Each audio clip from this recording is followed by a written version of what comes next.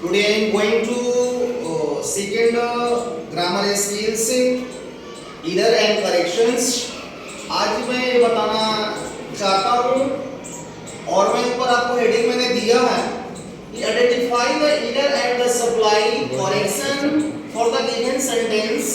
और इस सेंटेंस में भी आपका एक एरर है जिसको हमें करेक्शन करना है, जो हमारे सीबीएसई के बच्चों के लिए सबसे महत्वपूर्ण होता है और उसे हमें ध्यान से देखना है। लिखा हुआ है कि must fast food items also fall under the category of junk food because they would be harmful your health. यानी इसका कहने का मतलब होता है कि बहुत सारे ऐसे जंक फूड होते हैं, बहुत सारे ऐसे फास्ट फूड होते हैं जो हमारे जंक फूड के अंतर्गत में आते हैं, और वह मेरा जंक फूड जो होता है वह हमारे हेल्थ के लिए सबसे खतरनाक होते हैं, सबसे हानिकारक होते हैं। तो यहाँ पर they would be harmful your health, यहाँ पर वे जो चीज है हमारे स्वास्थ्य के लिए जो हानिकारक है, तो यहाँ पर वुड बी नहीं होगा, क्योंकि वुड बी जो होता है ये पास्ट सिचुएशन की बात बोलती है।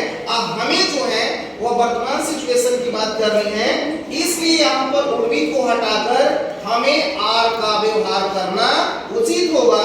तब मैं जानूंगा कि मेरा एरर बना वुड बी और करेक्शन मेरा आर बना। ये हमें ध्यान देने की बात होती है।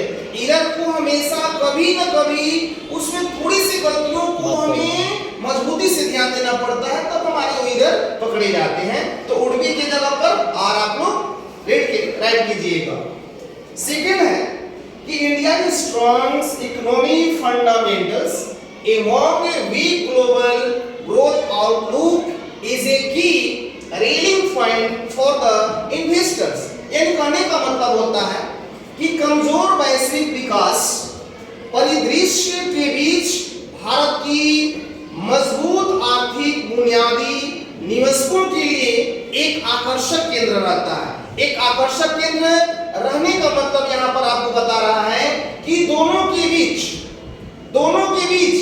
कमजोर वैश्विक विकास के परिदृश्य के बीच भारत की मजबूत आर्थिक विकास। तो जहां पर मैं यहाँ पर एमोंग को देखा, एमोंग का मतलब होता है दो से ज्यादा के बीच, और वहां पर बताया जा रहा है कि दोनों के बीच।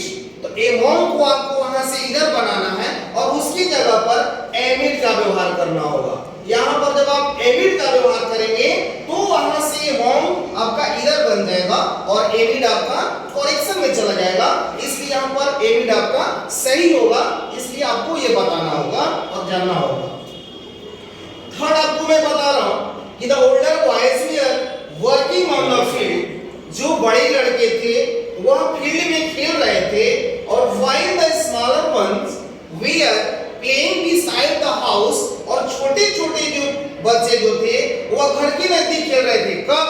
तो यहाँ पर सिचुएशन बता रहा कि जब तूफान जब आया, तो जब तूफान में सब कुछ गिरने लगे, तो उस समय क्या स्थिति हुई कि उस फोर्स में, उस स्थिति में बड़े-बड़े जो बॉयज थे वो फील्ड में खेल रहे थे और छोटे-छोटे बच्चे घर के नजदीक में खेल रहे थे।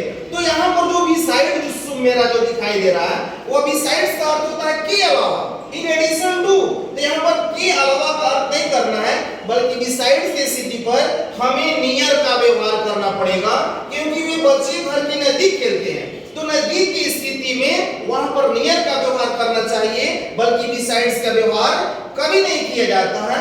बिसाइड्स मेरा वहां पर इधर बनता है, इसलिए यहाँ पर करेक्शन हमें नियर लिखकर ये हमारे सेंटेंस को पूरा कर लेना चाहिए।